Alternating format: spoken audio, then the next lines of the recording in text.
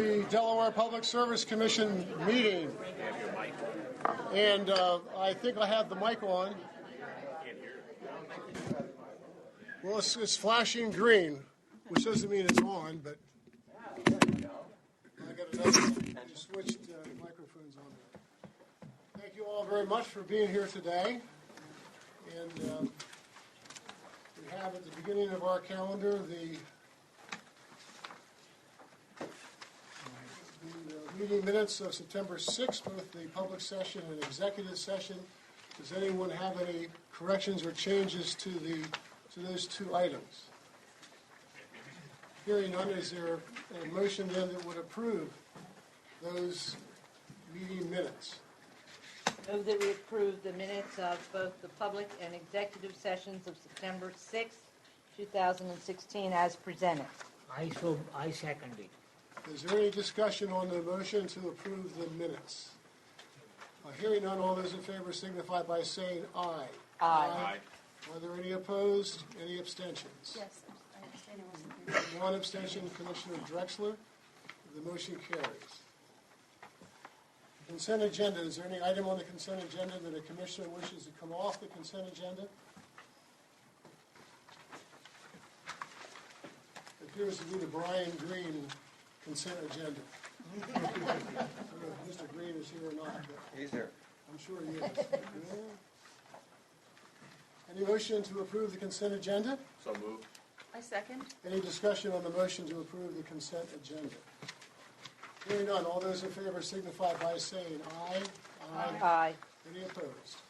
Any abstentions? The motion passes unanimously. On to the regular agenda. The first item on the regular agenda is in the matter of the adoption of rules and regulations to implement the provisions of 26 Delaware Code Chapter 10 relating to the creation of a competitive market for retail electric supply service. We will consider proposed order number 8937. Would the parties who aren't presently at the table please come up to the table? And I believe, is Mr. Green coming up on this one as well?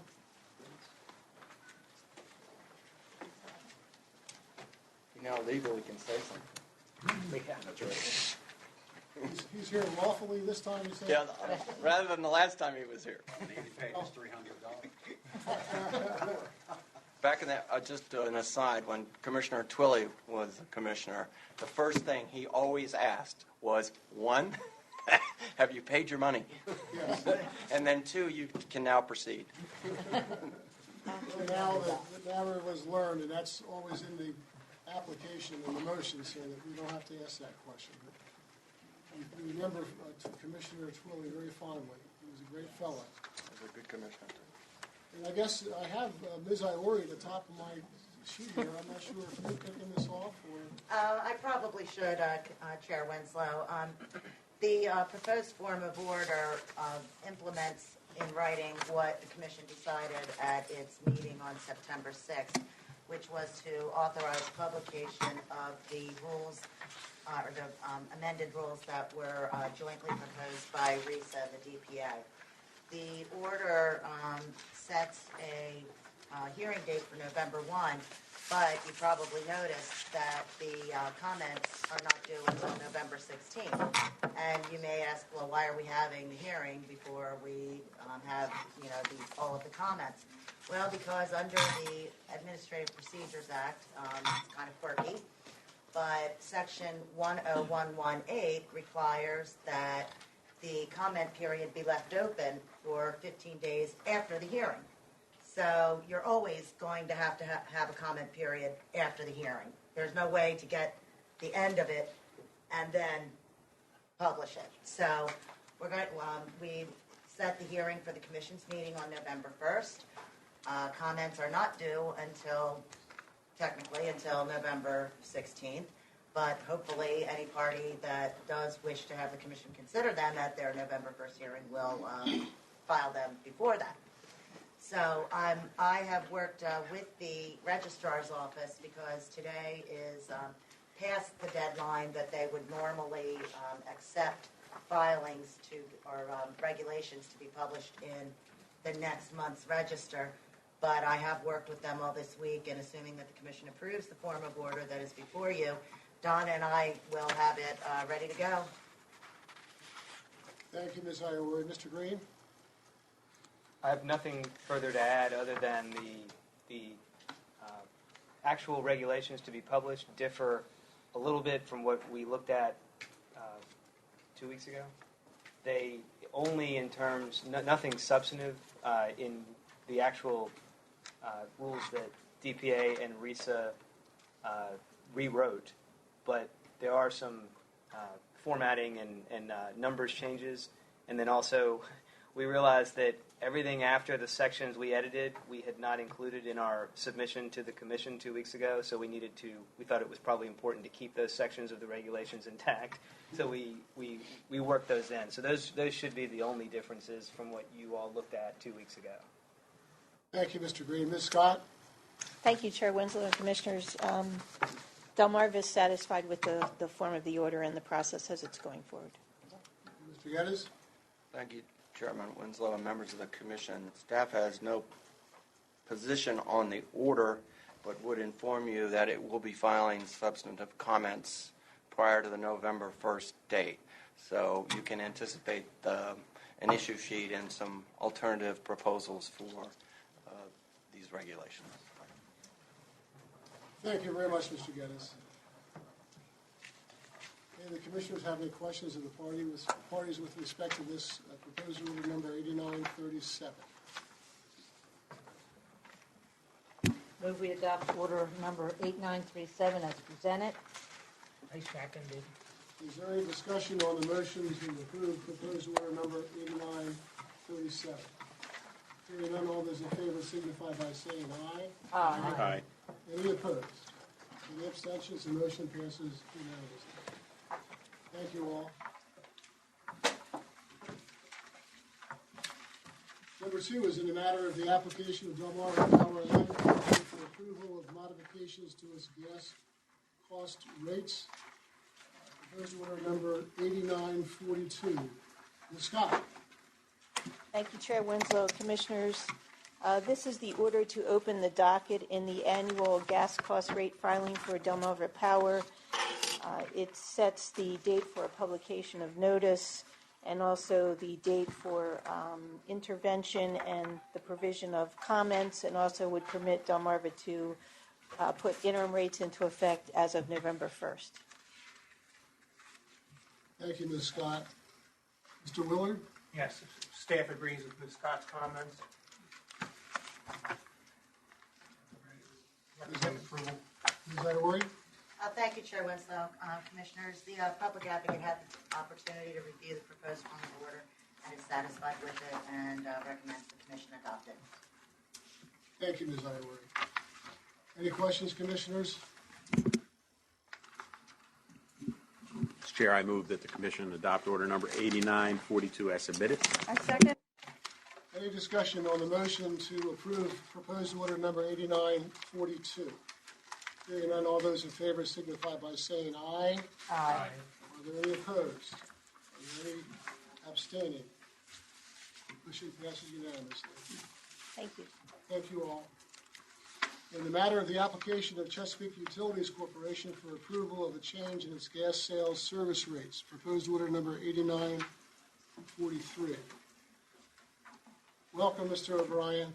Thank you, Chair Winslow and Commissioners. Very similar to what you just heard from Delmarva Power, proposed order number 8943 would open the GSR docket for Chesapeake, would authorize temporary rates subject to refund effective November 1st, assigns a hearing examiner, and directs the company to publish public notice of the filing. And as such, the company recommends that the commission adopt order number 8943. Thank you, Mr. O'Brien. Mr. Willard? Yes, it's similar to the last case, rate increase, and the staff has reviewed it and recommends approval. Thank you, Mr. Willard. Ms. Iowari? Thank you, Chair Winslow and Commissioners. The public advocate has also had the opportunity to review this proposed form of order. and have input on it, and the public advocate recommends adoption of the order. Thank you. Thank you, Ms. Iori. Any questions, commissioners? Move we approve order number 8943 as presented. Second. Is there any discussion on the motion to approve proposed order 8943? Hearing none, all those in favor signify by saying aye. Aye. Any opposed? Any abstentions? The motion passes unanimously. Thank you, Mr. O'Brien, everyone. Thank you. Seems that we're eager to get on to the other items in this calendar. Next one is number 4, in the matter of the petition of Direct Energy Services to request the Public Service Commission to issue on an expedited basis an order directing Delmarva Power and Light Company to distribute the educational bill insert regarding under the options available under the contract awarded by the state of Delaware. And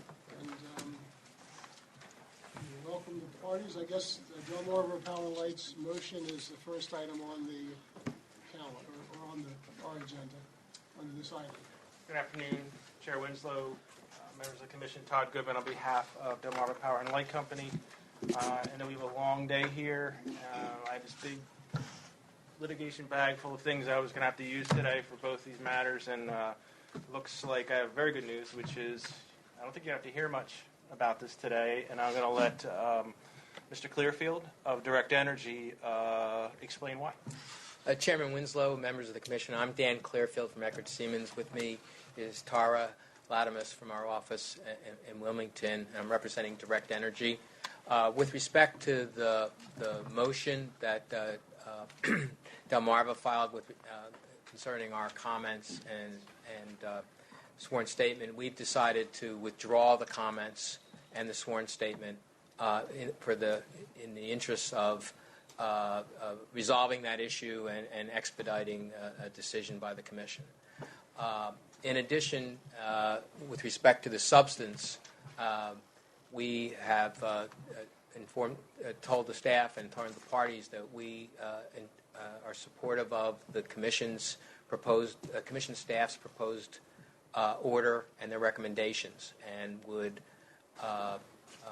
ask the Commission to adopt that determination, subject to the parties working out the specifics and presenting to you an order by the October 6th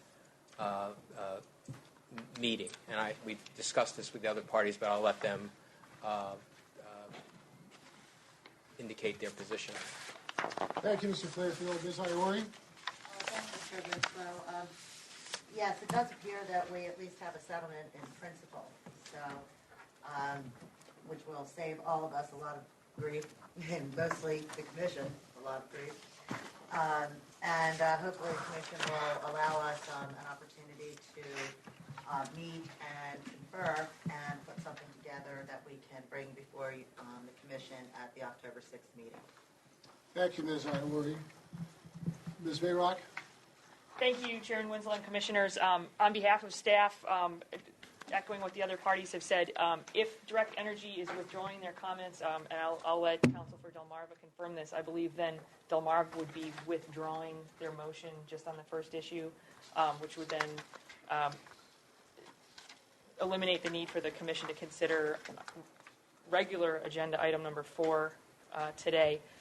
With respect to the substantive issue, which would be item number 1 on the hearing schedule, as the other parties have represented, we are very close to a settlement and would ask that the Commission stay consideration and not entertain any oral argument today on the issue, and allow the parties to continue to negotiate and come back with a proposed order and settlement at the October 6th meeting. Thank you, Ms. Mayrock. Does any commissioners have any questions? I guess there's somebody else. I'm sorry. I apologize. I just Brian Green for the Retail Energy Supply Association. I just want to be clear because I think there was some differences between what Mr. Clearfield asked for and what staff just proposed. And from RESA's perspective, we are close to a settlement, a global settlement, but we're not there yet. And so we agree with staff to almost stay consideration of the proposed order today, and they can withdraw their comments and sworn statement, but we need some additional time to try and iron out some of the details of what the insert would look like and so forth. So to the extent that there was any differences between what was said between council, Risa's agrees with staff. Thank you, Mr. Green. And may I just comment on this quickly, Your Honor? Certainly, Mr. Goodman. I think, just for clarification, that I don't think anything will necessarily be withdrawn or dismissed at this point. Hopefully that'll be the package that we present, and the whole thing can be done. So I think if I understand everyone here, that we're just sort of staying the thing. The idea is we'll have an order for you next week that will wrap it up and close the docket. Would you, am I accurate? If that's how we prefer to characterize it, Yeah. that's fine. So I guess just to maybe phrase for the commission to consider, the parties have agreed to stay consideration of the emergency motion, to stay consideration of the substantive motion, which is the hearing, number 1 on the hearing schedule, and then the parties would return in 2 weeks with a settlement agreement and a proposed order. May I comment, Chairman? Certainly, Mr. Clearfield. I'm not sure why we would stay the consideration of the emergency motion Because it hasn't been withdrawn. That's why. Well, I would ask, I guess, that it be withdrawn at this point, since we've withdrawn our comments and our sworn statement as a way to build towards the settlement. And we also are. So I would offer that as a.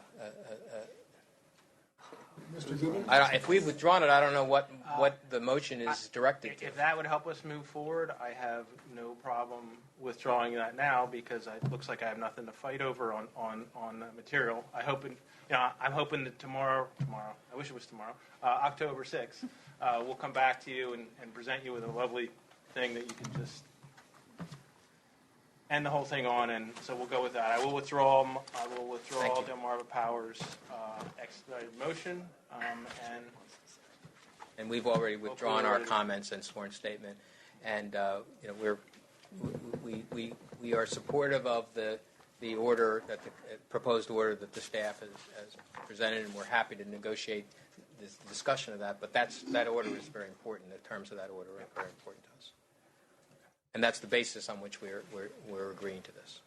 Is there anybody else who wishes to make a comment before we close this out? I would be happy to re-summarize for the commission, and so we can all quit while we're ahead.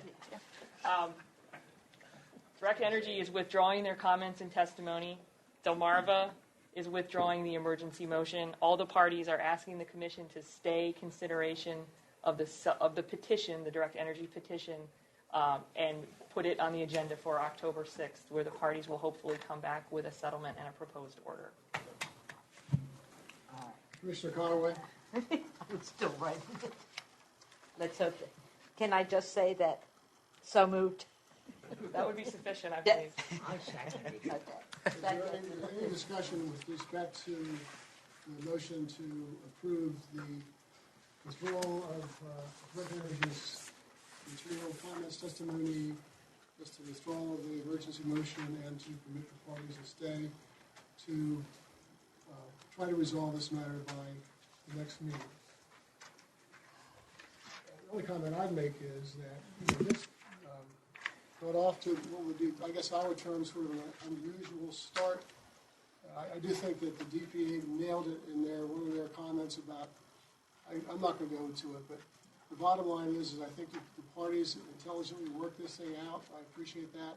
Sometimes things go the wrong way, but as a result, a lot of good things happen, and it sounds like that's what's happened in this circumstance. So I'm sure all the commissioners wish you well and hope that you do resolve it.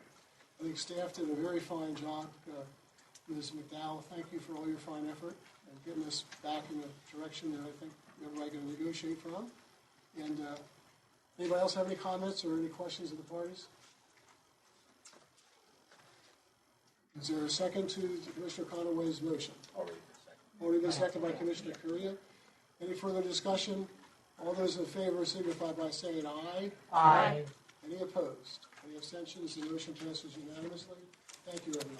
Thank you. Thank you. Thank you.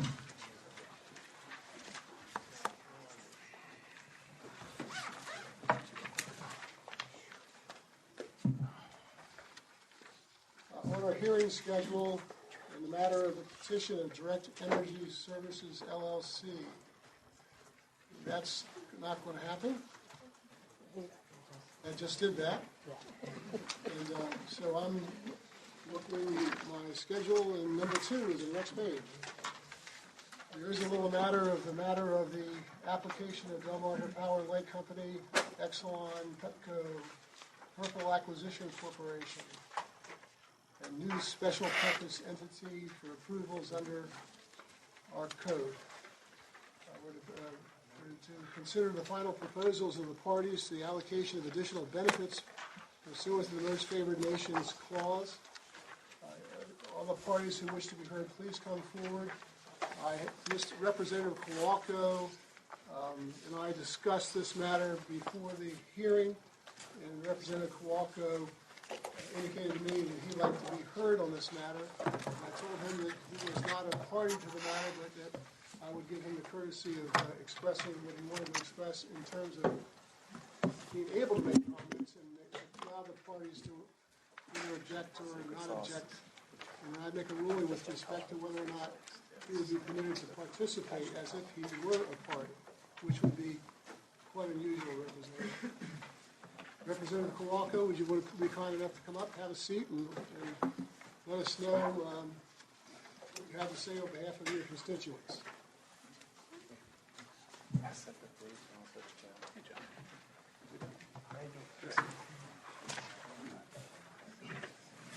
Thank you, Mr. Chairman and Commissioner.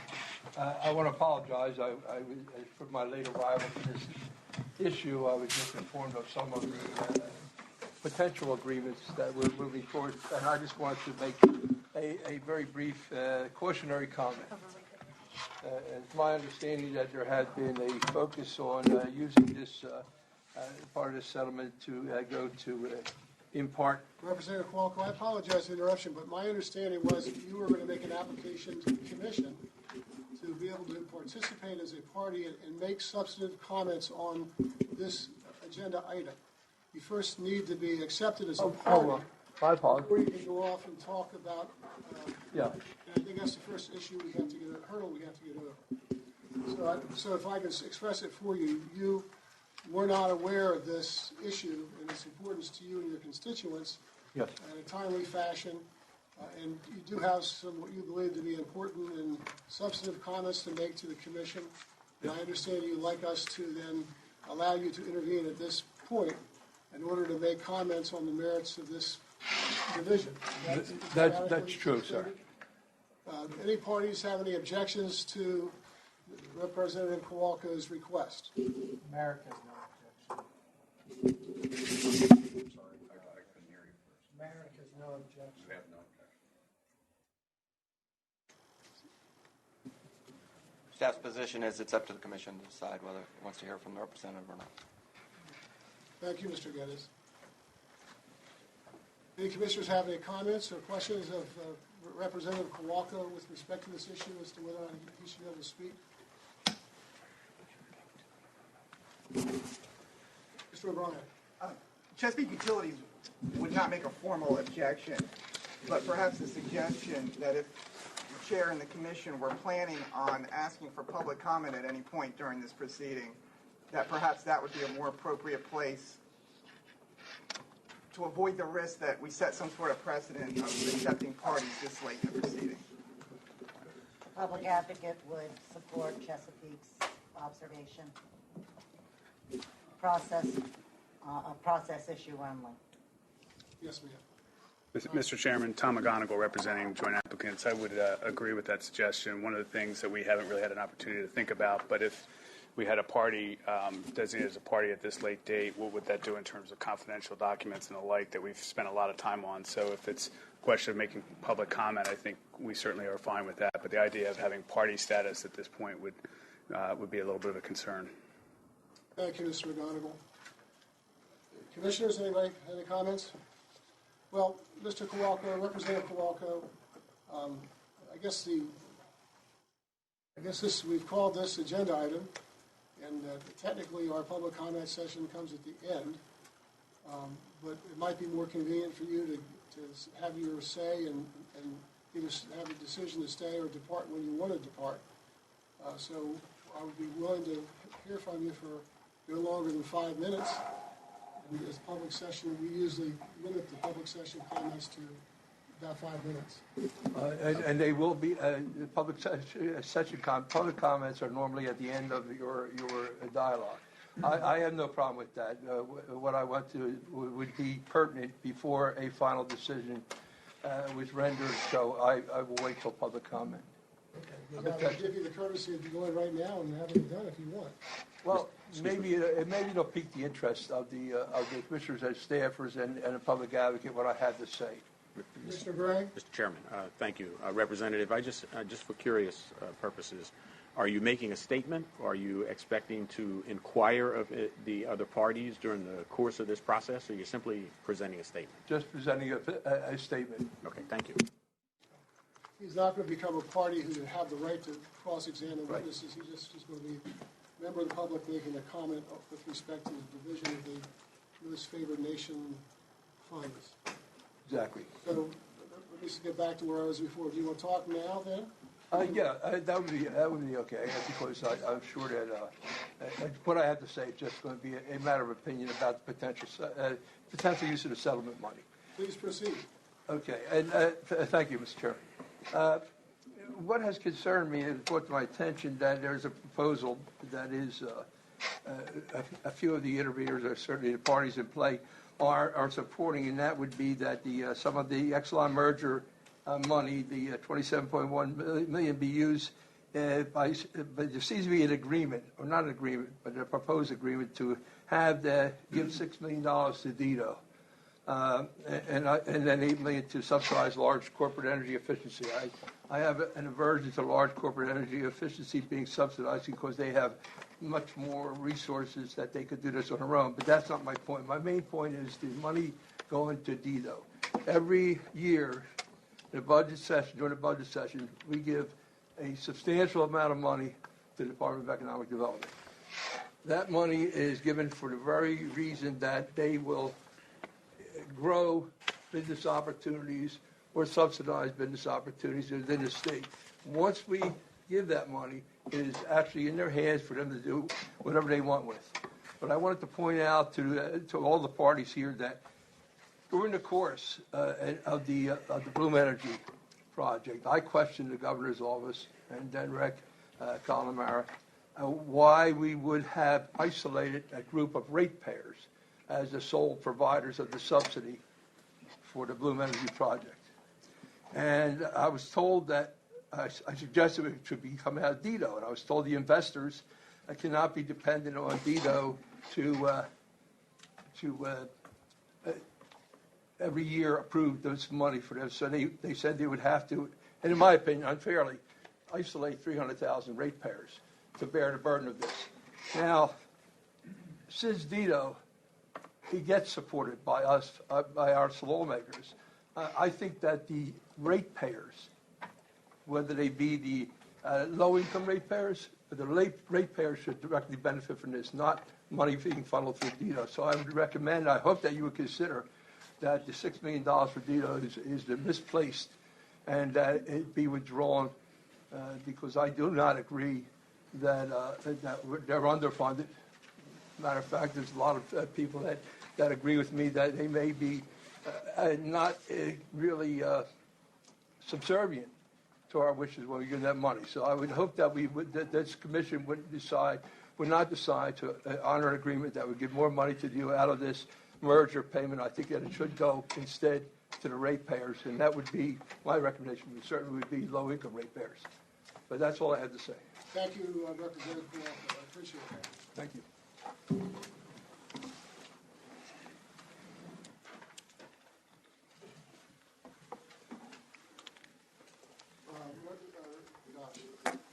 Our hearing examiner, Mark Lawrence, you want to take it over? Sure. For the record, my name is Mark Lawrence. I'm the senior hearing examiner who was assigned by the commission to process this case. I need to do a few housekeeping matters to begin with. I need to take notices of appearance of counsel.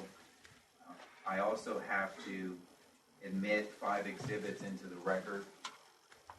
So I'd like to go around the room in the order that there will be presentations and ask that council or the respective parties please give your notice of appearances for the record, and also stipulate that these 5 exhibits which were discussed last week by email are admitted into evidence in this case, which the evidentiary record is still open. Just to repeat the 5 exhibits, they are JA 52, Joint Applicants 52, which is order number 18148 issued by the District of Columbia Public Service Commission on March 23rd, 2016. JA 53, the Delaware MFN Summary of Financial Benefits previously filed with the Commission on July 11, 2016. JA 54, the chart title Comparison of Most Favored Nation Benefit Recommendations, filed by the joint applicants with the Commission on September 8, 2016. JA 55, Affidavits of Public Notice for the September 20, 2016 hearing. And Exhibit 5 is Dr. Firestone's second supplemental testimony, of which, as of today, that there's no objection to the order that I did admitting it into evidence. So beginning with the joint applicants, Mr. McConicle. Sure. Thank you, hearing examiner Lawrence. Tom McGonigal and Joe Shell with Strinker, Biddle, and Reith representing the joint applicants, and we agree and stipulate to the admission of the referenced exhibits. Thank you. Staff, Mr. Geddes. James Geddes, Rate Counsel for the Commission. EPA. Robert G. Haggiori, Deputy Attorney General, Counsel for the Division of the Public Advocate. The Public Advocate stipulates to the admission of the 5 additional exhibits. Denrick. Deborah Scott, Deputy Attorney General, on behalf of DENREC, and DENREC also stipulates to the admission of the exhibits. Mayor. Bruce Burkett, Mid-Atlantic Renewable Energy Coalition, and we stipulate to the admission of the exhibits. Dr. Firestone. Jeremy Firestone, Pro Se, and I stipulate to admission of the exhibits. Chesapeake Utilities. Bill O'Brien, excuse me, Bill O'Brien, Chesapeake Utilities Corporation, and we stipulate the admission of the exhibits. The parties have basically agreed that they will give 5-minute opening statements, and then the parties will discuss the issues as described in the matrix that was produced by the joint applicants. I have copies of the matrix up here for anyone in the audience that wants a copy in order to follow the order of the issues that are going to be discussed today.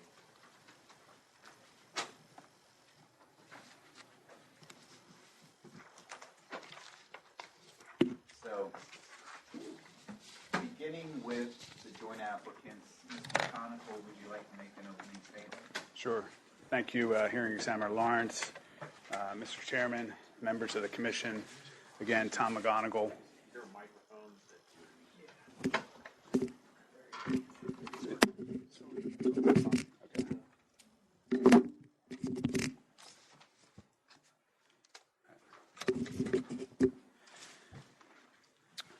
Mr. Chairman, members of the Commission, Tom McGonigal and Joe Shell representing the joint applicants. I wanted to start out with a little bit of background just to sort of level set where we are in this proceeding and then provide what I hope is some helpful context for today's hearing. By way of background, the application seeking approval of the merger was filed in June of 2014. A number of parties intervened, as you know, and we had extensive discovery. On April 7th, 2015, the Commission conducted a hearing and received extensive evidence related to the merger, and an amended settlement agreement was presented to the Commission. Specifically, there have been over 85 exhibits entered into evidence, including expert reports, pre-filed testimony, and numerous documents. Now, the parties to the amended settlement agreement, in addition to the joint applicants, are staff, public advocate, DENREC, the SCU, MERIC, and the CAC. While Professor Firestone is not a party to the amended settlement agreement, he agreed not to oppose the agreement and forego his appellate rights in exchange for certain provisions that were added to that agreement. The the Commission conducted public deliberations concerning the merger application as modified by the amended settlement agreement on June 2nd, 2015, and the Commission approved the merger and the amended settlement agreement. Now, the amended settlement agreement provided a most favored nation provisions. That's paragraphs 103 to 104, which was designed to deal with the situation if there was other financial or specified benefits ordered or agreed to by other jurisdictions, a process for bringing those into Delaware. On the 23rd of March of this year, the Public Service Commission of the District of Columbia granted approval of the merger, which was the final required regulatory approval, and the merger was consummated that same day. This brings us to today, which we hope is the beginning of the final step in this long process, and that is the resolution of the MFN provisions. Now, the good news is most of the issues are uncontested. For example, as required under the MFN provisions, the joint applicants conferred with staff, the public advocate, and other parties concerning additional financial benefits for Delaware. The additional financial benefit for Delaware in the aggregate is $27,132,618. And this analysis was filed with the Commission on July 11th. This amount is not contested. There are also non-financial benefits that the parties have conferred on and the joint applicants have presented in the form of a draft order which was attached to our pre-hearing submission, Exhibit B. This was the product of meetings with the joint applicants and the parties as we reviewed the provisions of the Maryland settlement and the D.C. settlement, and we've come to agreement on the provisions that we think Delaware should adopt to supplement those in the amended settlement agreement. These terms are not contested. Unless anyone raises a material issue today, we would request that the provisions be adopted as part of a separate order of the Commission and that they not await for the Commission's final order on all these MFN issues. The reason for that is that the joint applicants would prefer to have certainty around these obligations so that they can start proceeding with some of the operational requirements that are reflected in those terms. We've discussed this with counsel for staff and understand that he does not disagree, and if the Commission is agreeable, we could present an order at the next meeting on these terms. What is being contested today is some aspects of the proposed allocation of the $27.1 million. To be clear, the Commission's role here is governed by the amended settlement agreement, wherein the Commission retained, quote, the authority to allocate any such additional financial benefits, credits, or payment in any manner that is consistent with and in the public interest, end quote. The agreement further specifies the role of the parties is limited to providing comments to the extent that the Commission invites those comments. So in an effort to help the Commission in its decision-making process today, the parties have spent considerable time on this, and the good news is there is a fair amount of consensus on these allocations if the Commission decides to follow it.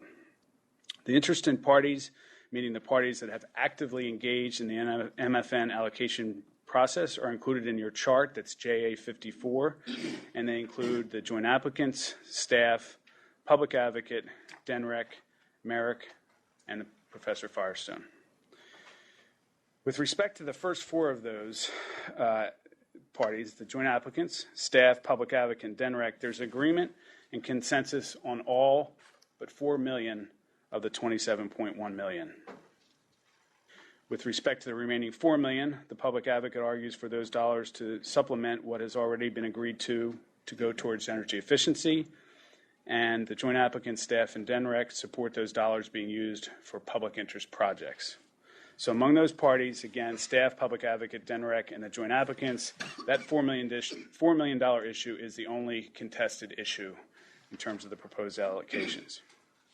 As you will see on your chart, Merrick has taken some issue with the aspects of the allocations, mostly around criteria as opposed to the allocations themselves. Professor Firestone agrees with $9.1 million of the proposed allocations and has suggested some alternatives with respect to the remainder. One final point for context, there have been some issues raised in the pre-hearing submissions concerning potential limitations around the Commission's decision-making process today. We have looked at this issue, and it is our position, first, that the Commission is not required to take specific evidence to establish what is quote, consistent with the public interest, what that means. That is an issue of judgment and discretion for the Commission. It is also the joint applicant's position that there is substantial evidence in the record to support the Commission's decision to approve the amended settlement agreement, and that is the controlling document with respect to these issues. As you know, the Commission's enabling legislation in Section 512 of Title 26 encourages settlements, and this particular agreement makes it clear that these allocation decisions are to be made by the Commission with comment by the parties. There's no requirement in the agreement that specific testimony or evidence be put forth for the purpose of this hearing today as it relates to those proposed allocations. However, while we believe the Commission is empowered to make these decisions, which we view as remedial, there is ample support in the record of this matter for all of the proposed allocations before you today.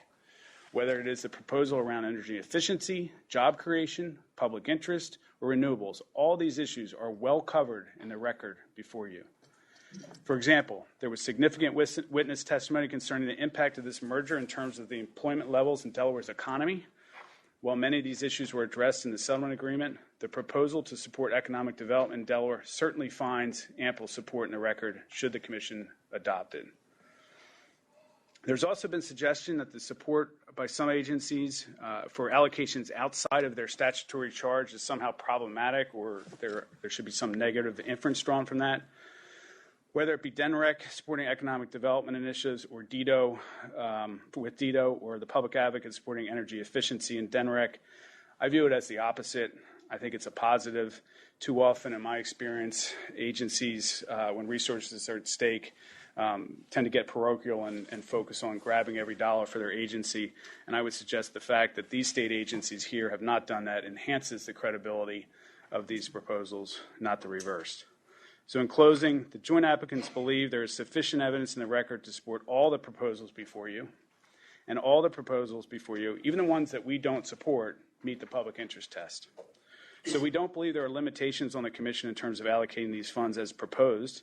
It's a question of what the Commission believes in its judgment is the best allocation of these resources in light of the Commission's understanding of the public interest. Thank you, and we will be prepared to make comment on each of the proposals if the Commission seeks it. Staff. Thank you, Mr. Hearing Examiner, members of the Commission. I would, first of all, I'll be brief. My opening comments, I would suggest to you that probably 99.9% of what Mr. McGonigal stated to you, staff would support. I do think the context, and that's why staff and some of the other parties asked the opportunity to set the stage, if you will, because you're in a different phase in this proceeding. I would call it phase 2. In the old days, we used to have revenue first and rate design second. So we're familiar with the characterization of phase 1, phase 2. But this merger in phase 1 has been approved. And that was a determination based on expert testimony and based on your consideration of the amended settlement agreement that Mr. McGonigal, on behalf of the joint applicants, referenced. In that settlement agreement, it specifically says, as he indicated, there may be more benefits, and if so, we will in the future consider comments from other parties in making the determination of how that allocation of those funds should be made. And that is also incorporated in your order. Mr. McGonigal didn't reference the order, but paragraphs 103 through 105 in the amended settlement agreement is specifically, I can't say that word, referenced in your order as well. So the question is, what is before you today? Clearly, approval of the merger is not. The only issue before you is the appropriate allocation of $27.1 million, and whether the chart that is before you as Exhibit 54 is a fair representation in your minds as how those dollars should be allocated, consistent with a statutory requirement under 215 that it has to be in the public interest. Now, that determination is made by you. You do not need factual evidence of any kind to make that determination. That is within your exclusive province. as experts determining how the statute, which you have exclusive jurisdiction, should be applied in this particular case. So it's more a question of what's not before you than what's before you. From staff's perspective, what's before you is a chart. 6 out of 7 parties, excluding Dr. Firestone, agree with 90% of those allocations. And if you exclude the DPA, their one issue is public interest, and we will be going through the chart issue by issue, I believe. But if you take that one exception out, and the recent letter from SEU today, 6 parties agree specifically with the allocation of those dollars in the categories that's set forth in that chart. The exceptions are, as Mr. McGonigal said, that Merrick has some, I would say, qualifications about the use of those funds in particular categories. They don't disagree with the numbers and the dollars in those specific categories. They disagree in terms of whether it should be used exclusively for expansion of gas versus some other investments. So the one tangential issue is really the public interest issue, which the DPA has expressed a very strong opinion about.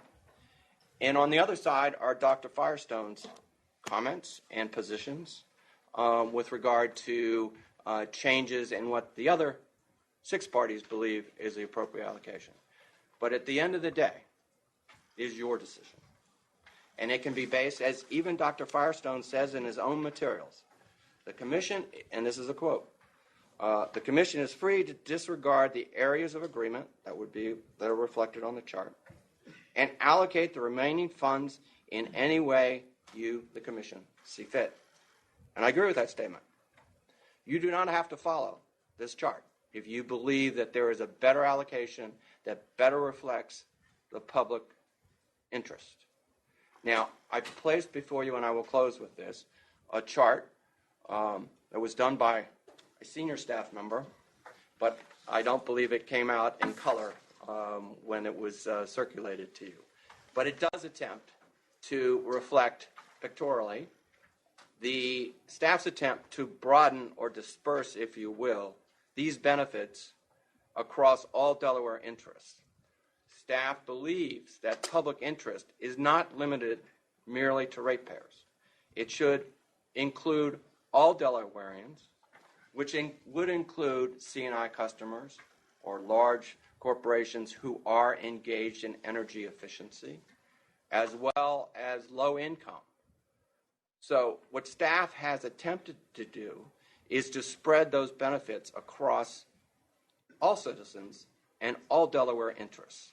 And if you look at Ms. McDowell's testimony, she specifically sets out the percentages that if you agreed with staff's proposal, that the ultimate percentages for each group, and this chart attempts to do this as well. So in conclusion, I think Exhibit 54 is what we call a facsimile of an issue sheet, and that if you drill down through that issue sheet, there are very few issues that at least a majority of the parties are taking opposite views on. So I look forward to presenting the individual issues to you at a later time. Thank you. Before I turn to the DPA, I wanted to read to the commissioners a letter that I received yesterday from Frank Murphy, who is the attorney for the SEU, which is a party to this case. It says the SEU wishes to inform the hearing examiner and the commission that it supports the consensus position of DENREC, the DPA, and staff. This is the letter that Mr. Geddes just referred to. I just wanted to make the commissioners aware of that, and I'm going to go to the DPA now. Ms. Iori? Thank you, Mr. Hearing Examiner. Chairman Winslow and Commissioners. We agree with the joint applicants and staff that approval of the merger isn't an issue here. You already did that in June 2015. With respect to the allocation of the additional, I'm going to call them the MFN monies, most favored nation, where the DPA in sole control of this process, the allocation of the MFN monies would be allocated very differently. and the DPA has reluctantly acquiesced to most of the proposals for the allocation of the MFN monies. But as we explained in our comments, we cannot agree to the allocation of $4 million to unspecified public interest projects. But rather than take up the Commission's time now telling you the same thing I'm going to tell you later, we will explain why we can't agree to this proposal when it's time for us to make our argument. Thank you. Ms. Scott? Amber? Thank you, Hearing Examiner Lawrence. Chair Winslow, Commissioners. The DENREC Division of Energy and Climate supports the proposed allocations of Most Favored Nations benefits as summarized by the joint applicants in its filing titled Comparison of Most Favored Nations Benefit Recommendations, dated September 9, 2016. The rationale for emphasis on energy efficiency. DENREC offered testimony that energy efficiency and demand response create value by reducing electric bill and reducing demand for higher cost generation. Susan Tierney, in this case, testified for the joint applicants that energy efficiency creates economic value for Delaware by reducing electric bills and employing local labor to implement energy efficiency measures. Energy efficiency also gives customers the tools to manage their energy use as a counterbalance to the economic power of the generation business. Energy efficiency also provides environmental benefits by reducing marginal generation. With respect to the allocation part of coordinated strategy, energy efficiency allocations part of the strategy to use all available resources to make energy efficiency benefits available to all customer classes while minimizing the need to seek for rate recovery. The proposed allocation fits into this strategy, which includes RGGI, SU from the SU and DENREC, and other DENREC programs. DENREC believes the allocation of MFN funds to make additional investments in energy efficiency to be consistent with the public interest and recommends the Commission approve the allocation as described above. It would be fair because it would support a range of programs designed to make the benefits of energy efficiency available to all customer classes, ranging from low-income, residential, commercial industrial, and high-impact commercial industrial. It would be reasonable because the benefits of energy efficiency investments are expected to be significantly greater than the costs. It's in the public interest because it would empower customers to take more control of their energy use, reduce demand to the benefit of all customers, and reduce emissions of NOx, SO2, carbon dioxide from marginal generating units in the PJM. DENREC also supports the other funding and non-financial provisions described as consistent with the public interest by supporting new opportunities in the energy sector. Taken together, these provisions will provide funding and direction that will help DENREC, Delmarva, and the other settling parties work together to provide cost-effective energy efficiency programs and other economic benefits for Delmarva customers. DENREC supports these proposed revisions to the amended settlement agreement and urges the Commission to adopt them as consistent with the public interest. Thank you. Mr. Burkett? Thank you, Mr. Lawrence. Mr. Chairman, members of the Commission, the Mid-Atlantic Renewable Energy Coalition represents a number of large wind energy developers, utility scale, basically, wind turbine manufacturers, service companies, public interest groups, and a transmission company. Many of our large wind developers also develop large utility scale solar projects, so that's also important to our organization.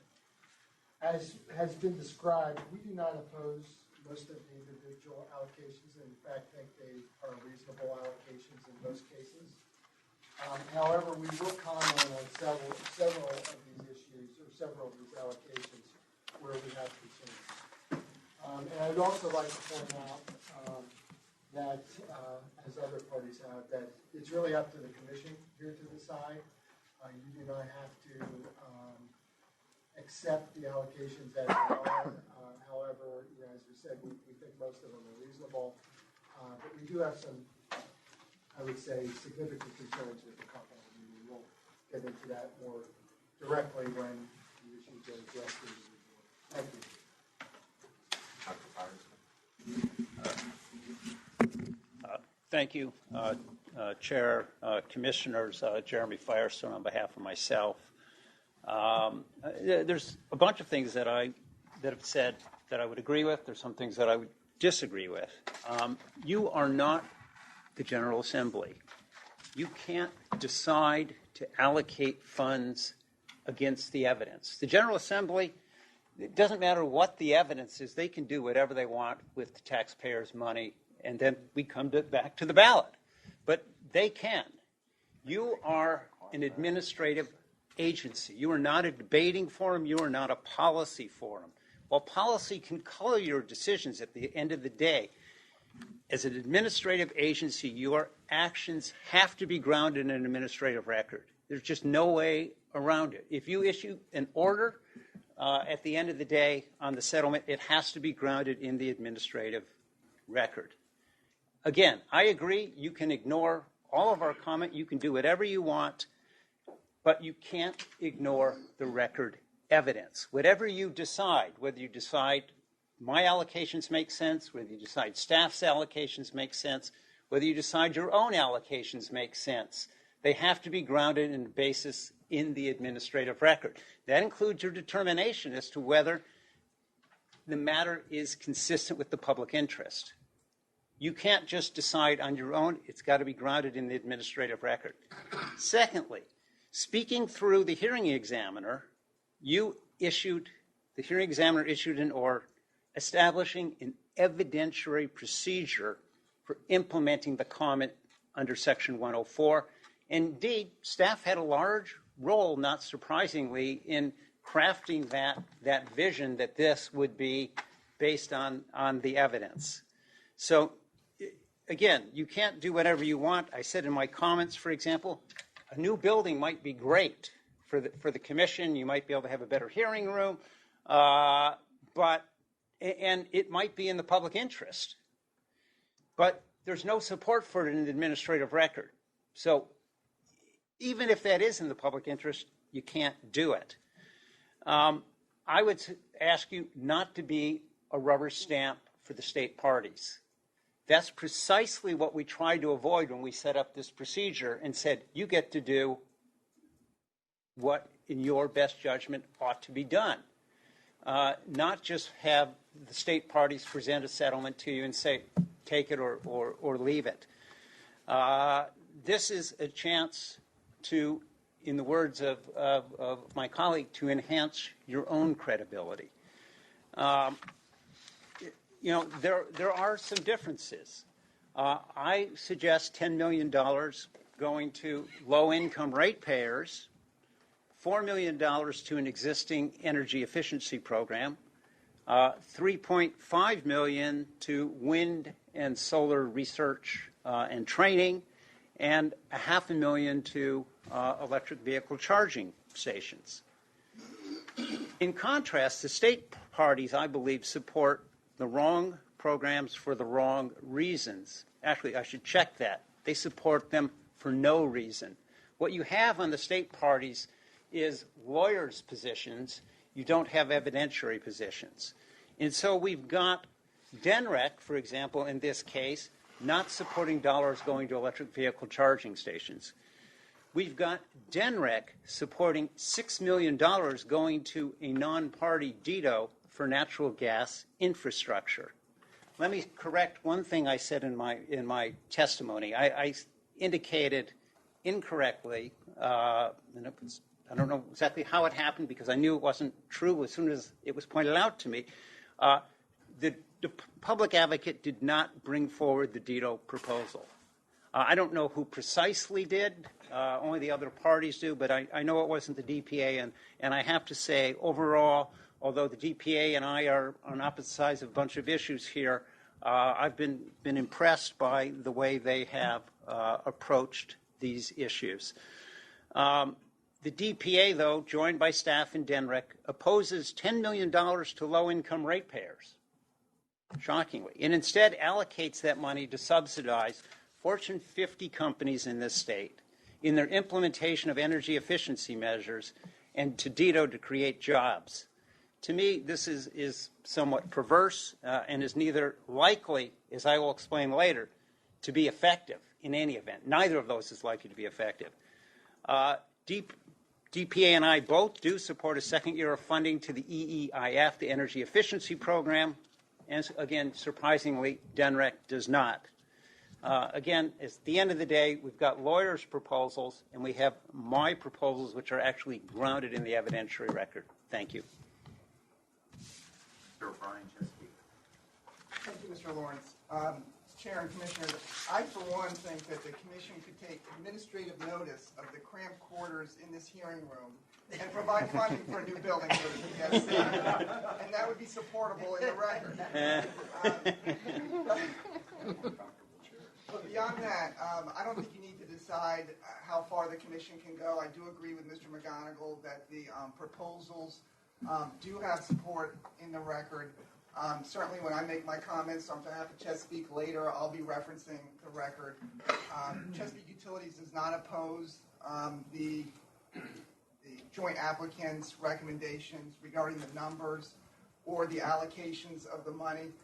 We do have comments on one important aspect of the $6 million grant or funding for DIDO, and I'll wait for us to get to that issue to make those comments. But thank you for the opportunity for the opening statement.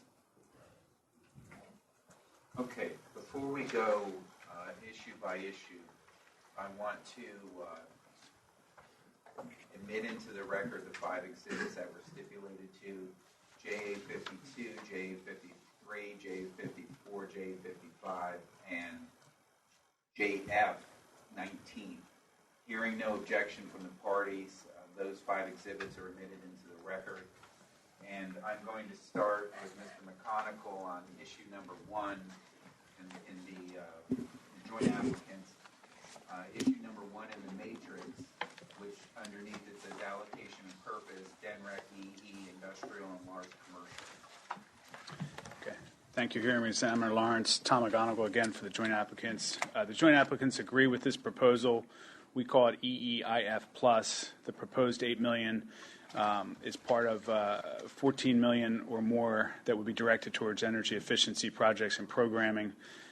DENREC has in place an energy efficiency investment fund, and this proposal would be for industrial and large commercial customers and is intended to allow DENREC to undertake larger-scale projects than they currently do with the EEIF program. I think the idea here is, and I think DENREC's submission clearly explains this, but that will allow for greater efficiency benefits. I did want to indicate that there is substantial evidence in the record to support this proposal. I will just reference it quickly. In DENREC 1, there's testimony from Tom Noyes raising concerns with the impact of the merger on energy efficiency generally. He included in his testimony, Exhibit R, a study conducted for DENREC by Optimal Energy, which goes through, it's a study of potential energy savings in Delaware. It's an 83-page report with a 100-page appendix. It talks about all the cost-benefit analysis and the cost-benefit ratios and energy savings from these various programs, and I think it concludes that the biggest savings and best benefit cost ratios are for the larger commercial industrial projects. That's page 17 to 19. So a lot of testimony and evidence with regard to that. And as counsel for DENREC indicated, Sue Tierney, who's the joint applicant's witness, joint applicant testimony number 7, also testified about the significant economic development benefits to investments in energy efficiency. So again, I think there's substantial evidence in the record to support this allocation. Staff. Mr. Examiner, members of the Commission, a short response to Dr. Firestone. I believe that he has his law perhaps a little skewed. Rate-making is a quasi-legislative function. What you do here is not merely administrative, it's not merely judicial. But the case law in Delaware and across the country is replete with the fact that the rate-making process, which I would suggest you are engaged in here, in part, is not exclusively administrative form. Now, with regard to the first issue, I think Mr. McGonigal has outlined it appropriately. Again, it's supported by the majority of the parties. There is record evidence to support it, and staff would ask your favorable consideration of the allocation that is set forth on Exhibit 54. DPA. Thank you, Mr. Lawrence. The public advocate doesn't have anything to add to what you've heard from the joint applicants and staff, except to note that industrial and large commercial ratepayers are also ratepayers, and they did not share in as much of the distribution of the first round of money as other ratepayers did. Denrick. I think Mr. McGonigal captured Denrick's thoughts, and to the extent that Dr. Firestone commented that there wasn't any record evidence, Mr. McGonigal cited to Mr. Noyes' testimony and the exhibit attached, the study for potential energy savings in Delaware, and Denrick's position that there is substantial evidence in the record to support commercial and industrial money for the EAF Plus category allocations. Mayra. Yeah, I would just say we do not object to this allocation and believe it's a reasonable allocation. Dr. Firestone. Let me start with Mr. Noyes' testimony, since there seems to be a lot of emphasis on that. First, the thrust of his testimony, if you go back and look at it, was on low-income people, low-income ratepayers. And indeed, and I quote from page 8 of his supplemental testimony dated March 20th, 2014, this will provide funds to help provide energy efficiency programs to low-income ratepayers who would not otherwise be able to afford the investments needed to make their homes more efficient. What's important there is that the rationale, that no one disagrees that I don't disagree that energy efficiency is good, that we will lower our energy use and we will save money. I don't disagree with that. None of the experts disagree with that. The question is whether this corporate welfare is necessary. And I submit that it's not. And indeed, Mr. Noyes' testimony gets right to the crux. With low income, the ratepayers would not otherwise be able to afford the investments in energy efficiency up front.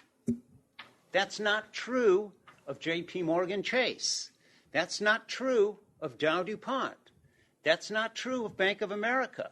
And if you look at the $8 million, there's really no limitation. It could go to one party. It could go to two parties. In my testimony, I showed evidence that the median time for return on investment when they examine these buildings and they look at energy efficiency programs across the board is 1.1 years. 1.1 years with a benefit cost ratio of 4.5 to 1. Yes, these are great programs. But at 1.1 years and a 4.5 to 1 benefit rate cost ratio, Fortune 500 companies don't need this largesse. This is just throwing money away. It's transferring effectively all you're going to do. Any company that wants to do energy efficiency, large company, is going to do it. Whether we throw $4 million at them or not, they're going to do it because it's in it's part of their corporate milieu, it's part of their mission, it's part of their branding, or they just look at their bottom line. They're going to do it, and the $4 million is either going to go to the shareholders or it's going to go for Christmas bonuses. It ain't going to increase energy efficiency in this state one iota. It's just going to deprive low-income people of $8 million. I can't be really stronger than saying, this is just, it was really a waste of money. Security Examiner Lawrence, may I ask a question? Sure. Dr. Firestone, can't we sort of rely upon the fact that DNREC will use its good discretion with respect to how it disperses money? In other words, if J.P. Morgan Chase makes an application for some of this money and small corporation, semi-large commercial also makes an application, that they will allocate the money to the institution that probably needs it the most and will effectively give a good return to the state of Delaware? This program doesn't exist. There are no rules. There's nothing there. And indeed, if you hear from what DNREC's counsel suggested, they're interested in where the most energy efficiency gains are for the dollar. So if J.P. Morgan Chase comes up with a plan that will reduce energy use the most, from DNREC's perspective, that's the best, and the money doesn't matter. And the need doesn't matter. We have this whole other separate program, and we're going to talk about it, the EEIF program, which is not for these large entities. This is just for the big guys only at the table for this program. This is not for all the other corporations who may have some short-term difficulties in coming up with cash in order to make this program viable. So you would agree that the income that comes in from LIHEAP is not sufficient to take care of low-income people, correct? Low-income people, as I said in my testimony, and as I'll say later, they pay a much higher percentage of their income towards energy than the rest of us. And this is true even of programs that I truly believe in or at my core, like Reggie. I mean, they're paying a higher percentage of their income towards Reggie than I am. And it's pure just energy equity to figure out ways, and we're going to have to be creative if we do it. I don't disagree with that. But if we're going to get to the future that DNREC wants, we're only going to get there if we're also fair. And if we look at the impacts to people in all income classes, otherwise we will not get to that future. Because it will be perceived as unfair. Speaking of Reggie, doesn't the Reggie obviously give some money through the auction to the SEU? And doesn't the SEU have a provision for debt assistance or bill assistance that they control? It's not that those Reggie was just one example. I could say the renewable energy credits is another one. People pay. Delmarva pays extra money for those renewable energy credits. Again, low-income people pay more for those, but it's true of it's just true of the basic electricity as well. They pay a higher percentage of their income, forgetting about all these other programs.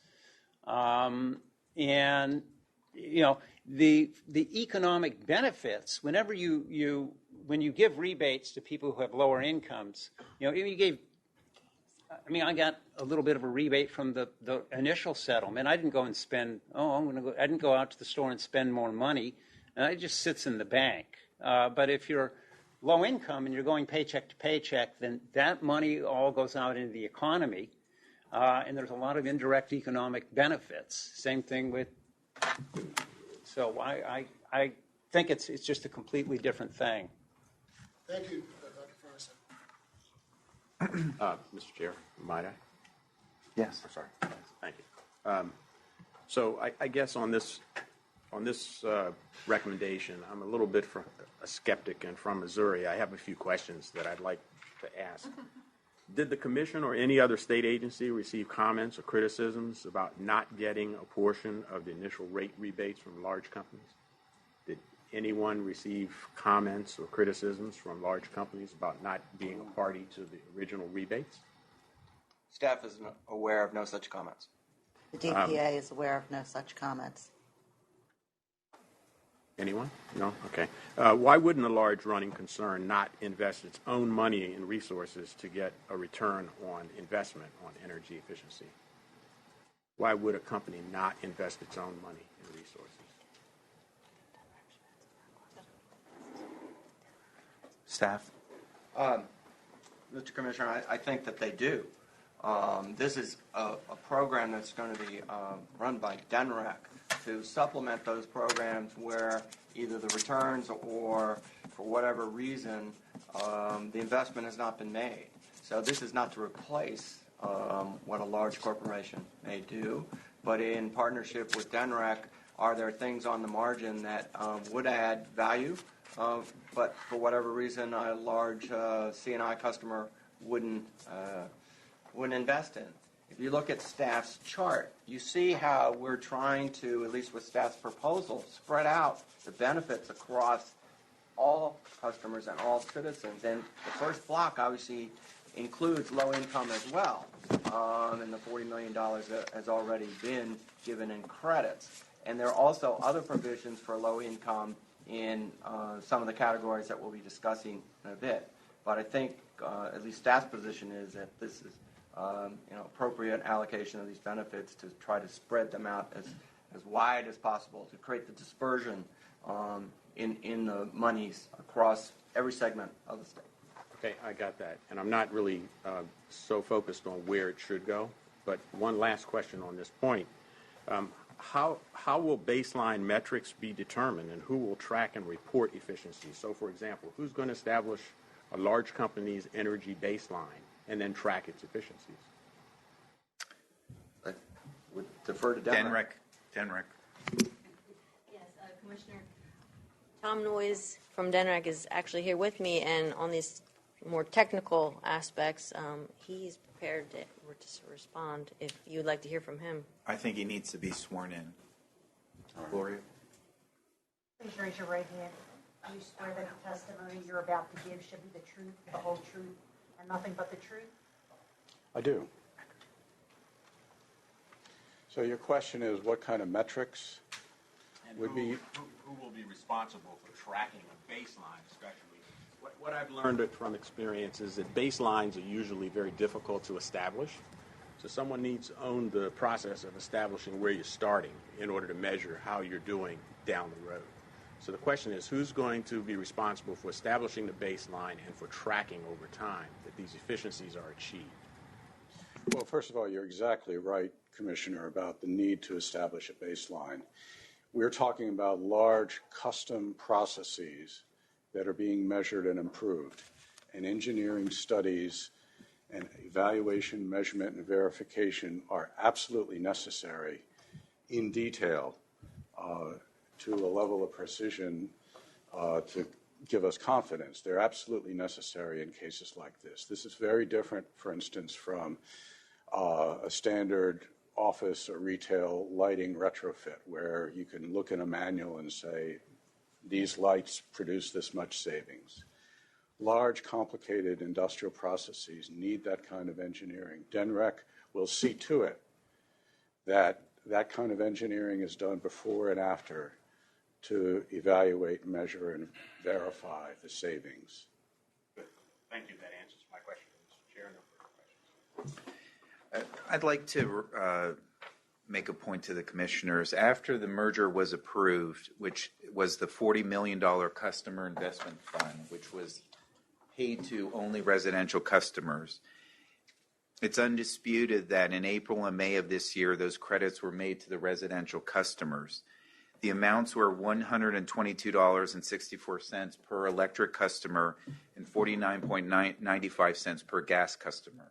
And dual customers with both electric and gas service received both credits. So that's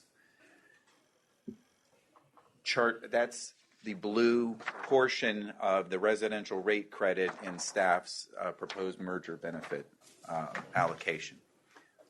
Chesapeake, Mr. O'Brien? I have no objections to that allocation to DENREC. Okay.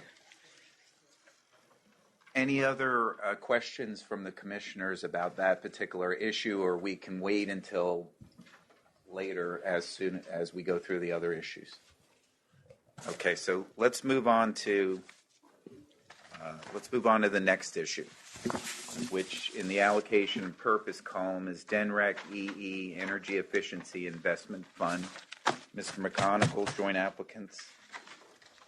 Thank you, Hearing Officer Lawrence. The proposed allocation here by staff, DENREC, and the joint applicants is for $4 million to the existing EEIF program, which is Energy Efficiency Investment Fund. It's part of the $14 million that would be directed to energy efficiency programs. And again, this is a program that DENREC already has in place. As I think indicated in the opening remarks, while DPA supports the initial $4 million, they're advocating for additional funds to this program. In terms of the record, I'm just going to refer to the two exhibits that I referred to earlier.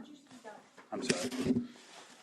In terms of the record, I'm going to refer to the two exhibits that I referenced with respect to the last allocation, DENREC 1 and Joint Applicant 7. That's the testimony of Tom Noyes and his exhibits, and Susan Tierney, with which both we believe provide support and substantial evidence, among other things in the record, to support this allocation.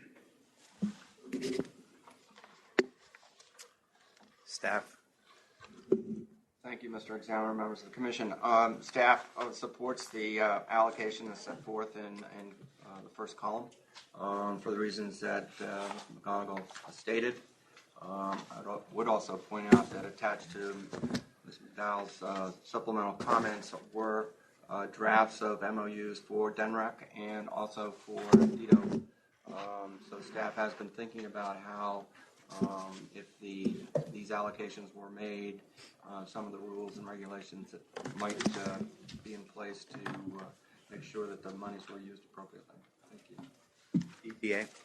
Thank you, Mr. Lawrence. Commissioners, no one disagrees with this allocation. At least nobody who filed comments disagrees with this allocation. The only disagreement here is a question of how much. As has been noted, the DPA believes that $8 million should go to this, making the difference of $4 million is the difference in the, quote, public interest projects, end quote. I don't know whether you want me to talk about that now or wait until we get to the specific public interest projects block. I think it'd be better to wait until the public interest block. Okay. Okay. Thank you. Thank you. DENREC? Yes. The Energy Efficiency Investment Fund, EEF, has been a successful program. It's in the public interest to fund these programs, which have not been funded by the General Assembly for the last two budgets, and DENREC requests that the Commission support this allocation. Mayrick? Yeah, MERIC is not a energy efficiency organization, but believes that this is a very reasonable allocation, so we actually support this allocation. Dr. Firestone? I join with the public advocate in advocating that this fund be increased to $8 million. So I basically support the general concept that, as DENREC's counsel said, this has been a successful program in this state. It's underfunded. When it was initially capitalized, it was capitalized at about $5 million per year. I've seen reports that suggest that the allocations might be slightly less than that per year. The $8 million that I suggest go in here would effectively provide about 2 years of funding versus 1 year of funding. The difference between DPA and I is that and I'll hold my discussion on this till later, think that the money that some of the other parties have suggested should go to DITO, that $4 million of that should instead be allocated towards energy efficiency. Thank you. Chesapeake? No objections to the proposed allocation. Okay. Commissioners, is there any commissioner that would like to ask a question about that issue, or maybe we move on? Chair. Yes. Will someone explain to me why the word women is in the after the word minorities? I'm not sure why that's.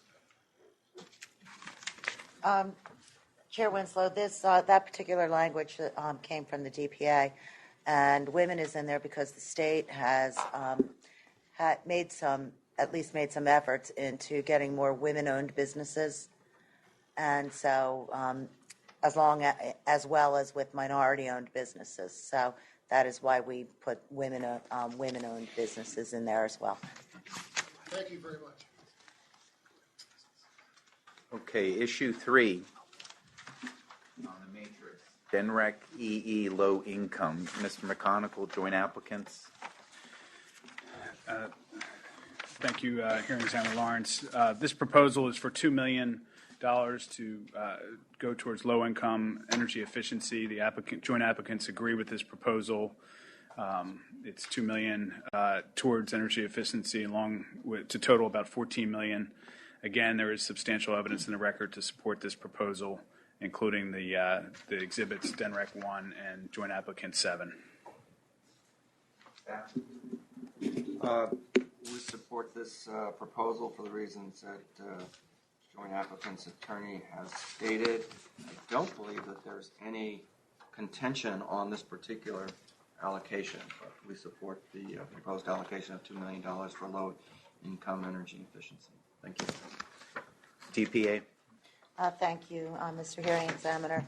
I don't believe there's a disagreement on this allocation either, although I do note in Dr. Firestone's block it just says low-income EE Delmarva customers, and the others have a focus on low-income renters.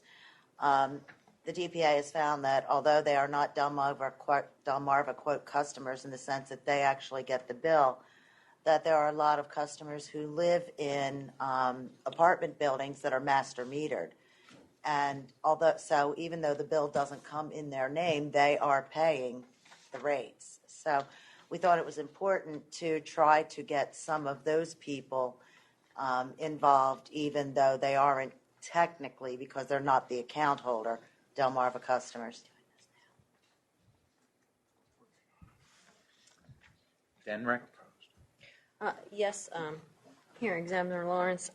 DENREC supports this allocation and would also like to add that they are also attempting, actively working outside of this $2 million to leverage other funds through other low-income advocates to actually increase their efforts to provide money for energy efficiency for low-income ratepayers. So this is something that DENREC is very interested in and looking to even go beyond the scope of this allocation. Merrick. Merrick supports the allocation. Dr. Firestone.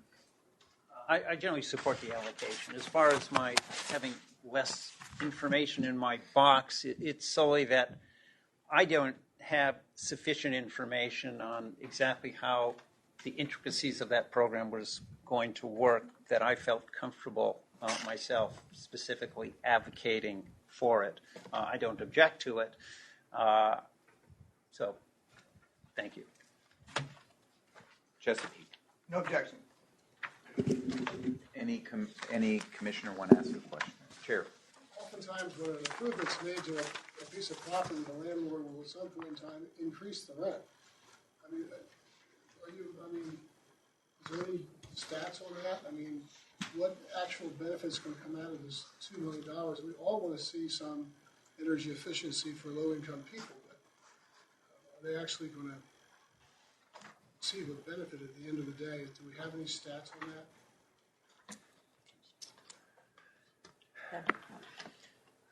Chair Winslow, Mr. Noyes would like to speak to that point, if you would like to hear from him.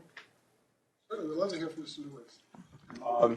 If you want, Mr. Chairman, first of all, if you want to see a very good overview of the need for low-income energy efficiency, including a breakdown between homeowners and renters, attached to our comments, DENREC's comments, was a presentation made to the Energy Efficiency Advisory Council that breaks down the need. I would point out that there are also renters who pay their own utility bills in inefficient buildings. So in those cases, certainly, improvements in efficiency would accrue to the renters and not just to the landlords. Thank you, Mr. Noyes. Mr. Chairman. Mr. McConigal. One quick point on that. You'll notice we made reference in that column to perhaps working with the Delaware State Housing Authority and other housing agencies, and that was really for that particular purpose because those development deals that they have control those issues pretty well, and there may be an opportunity to get to the issue that you're referring to by working with them as they finance developments, which are rental properties. So that's why the reference there. Does any other party want to make a comment to that question? Yeah, I would just Okay. to follow up on what Mr. Noyes said. One of the problems with landlords in energy issues is that we tend to have double market failures. So the first market failure is getting the price right. And so we all know about the externalities of energy and electricity. The second market failure relates to landlords versus tenants. And so landlords don't necessarily have incentives to put in energy efficient appliances, for example, because all the benefits accrue to tenants. And as Mr. Noyes said, in some cases, if the tenant is paying for all the electricity, if it's in a bundled price, then this would be a way to, in part, address that market failure. Any other comments by any party? Okay, moving on to issue number 4 in the matrix, which is labeled DEDO, DEDO Economic Development. Mr. McConigal. Thank you, Hearing Examiner Lawrence. This is a $6 million proposed allocation to the Delaware Economic Development Office. The joint applicants support the proposed allocation of funding for economic development as proposed by staff, the public advocate, and DENREC, and submit that funding for energy-related economic development endeavors is consistent with the public interest. There is substantial evidence in the record to support this allocation, including but not limited to Exhibit Staff 3, which is testimony from Michael Rafferty, providing testimony about the expansion of natural gas within Delmarva's territory, including specific testimony around the positive impact such expansion can have. Mr. Rafferty testified to the challenges in this regard, principally the upfront costs related to those expansions. He testified to proposals in Connecticut to expand natural gas and interest in Delaware from both the governor and the General Assembly in this regard. You can find that testimony at pages 35 to 38. Joint applicants, Exhibit 15, William Galsman provided rebuttal testimony concerning being more aggressive in terms of gas expansion, pages 2 to 7. Staff's Exhibit 5, Ryan Pfaft, provided testimony about concerns to the state's economy from the merger. DPA Exhibit 2, Glenn Watkins provided testimony and expressed significant concerns about loss of jobs in Delaware and potential detriment to the economy. Again, a lot of these issues were addressed in the amended settlement agreement, but there's clearly plenty of evidence in the record. There was a lot of back and forth on this issue of the impact of the merger on the economy and the idea that we would have a proposal here to encourage economic development, specifically with natural gas and energy efficiency and renewable energy companies in Delaware, and have that with Delaware's agency designated for economic development, I think has substantial evidence in the record. Staff? Thank you, Mr. Examiner, members of the Commission. We support this particular proposed allocation in part because of discussions that have been held throughout the state with regard to trying to expand natural gas in Delaware County, and specifically the governor's initiative along those lines. It has been the subject of many discussions here in front of the Commission, ways to try to enhance and provide incentives to do this. Obviously all tied to the environment. And what's interesting about this proposal is that it suggests that for 3 years it would be targeted in that direction, but if for whatever reason those funds were not used in that particular way, that it would then revert to a more general expansion of business opportunities. So I think it's very well structured, and I think it's something that is consistent with the goals that have been set forth here in Delaware, and staff supports it. Thank you. DPA. Thank you, Mr. Examiner. The public advocate has nothing to add to what has already been presented to you by the joint applicants and staff. Denrick. Denrick supports the proposed allocation for DITO, which promotes job creation in the energy sector. Merrick. We support the allocation of the $6 million that DITO would be overseeing, but we do not support at all the providing the first 3 years, restricting the first 3 years to natural gas expansion. Not sure exactly why that became part of this proposal. We think there are better ways to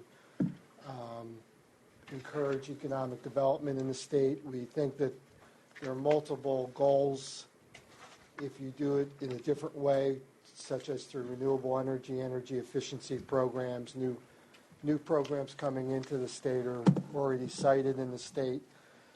So we fail to see why it has to be the first. We fail to see why it has to be part of this anyway. But secondarily, why it shouldn't be.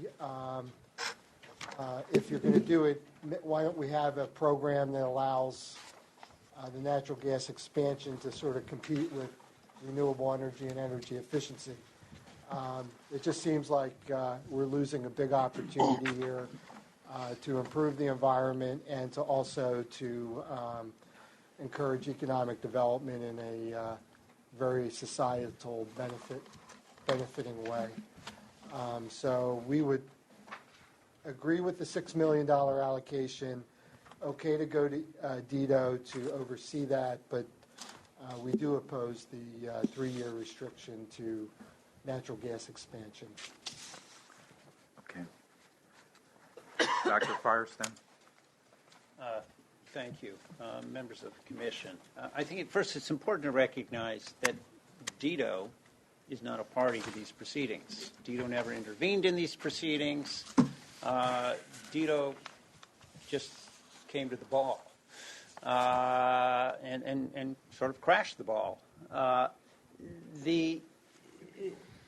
It's not even clear how DITO's proposal came about. I do notice that we've got people here from the governor's office, we've got people here from DITO, but they could have, if this was an important issue related to the merger, the question is, why didn't DITO intervene at some point to assert its interest?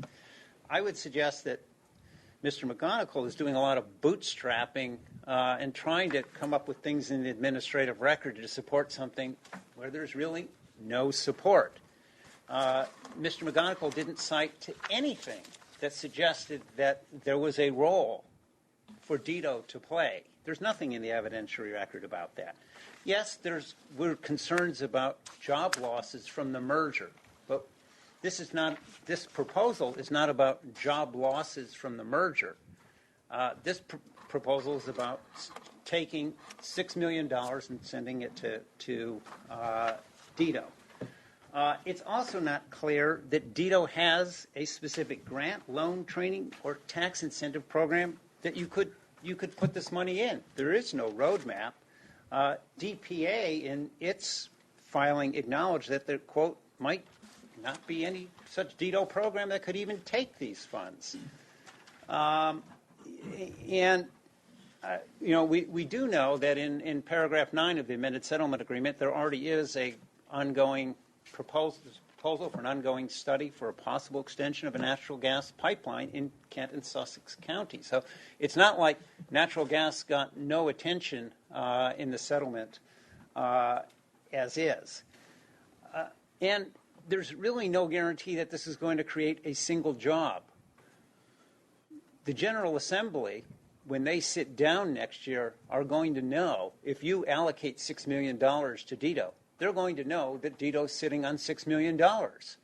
And so when we get to the end of the session and money is tight, as it has been for the last, 8 years, the whole Markell administration, the General Assembly is going to know that. And there's nothing in this proposal that protects against the General Assembly just saying, okay, well, they got $6 million, we're going to take $6 million out. And so it's not necessarily going to create a single job. It's just going to be a way for the General Assembly to more easily balance the state budget. I think we also have to look at DITO's role in the context of some things with electricity. I mean, a couple of years ago, they were backing a 250 megawatt natural gas plant in the center of a populated area, Newark, Delaware. I mean, smack in the center of town, pretty much, in a populated area. They wanted to subsidize a natural gas plant along with a data center when we know that all the far-reaching companies in this country, the companies that people look up to worldwide, are like Google and Apple, are looking to power all their data centers by renewable energy. Then we've got Bloom, which was mentioned earlier. That was another natural gas centered project. Yes, it's got fuel cells, but it's powered by natural gas that's supported by Bloom, and the ratepayers are paying a great deal. It's caused a lot of problems with the RPS program here.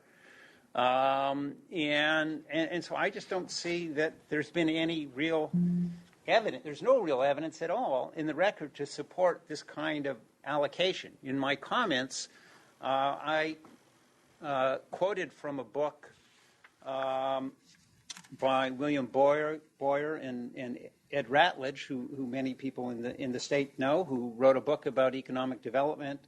And they observed that all too often those institutions like DITO have, quote, allowed political or social engineering factors to influence their economic and fiduciary judgment, close quote. Many times resulting in significant, quote, failures in growing businesses and creating jobs. And I think we should follow their lead and use this money elsewhere. As I said, I would allocate it $4 million towards energy efficiency and $2 million to low-income customers. Thank you. Do you think it would be proper to seek oral comment from DITO? I was going to say that I would like to recognize the fact that the Secretary of Economic Development is here with us, Bernice Whaley, and I'm sure that if anybody has a question of her, she would be happy to answer it. But right now, we've been ongoing for an hour and 45 minutes, and I think we should take a 5-minute break.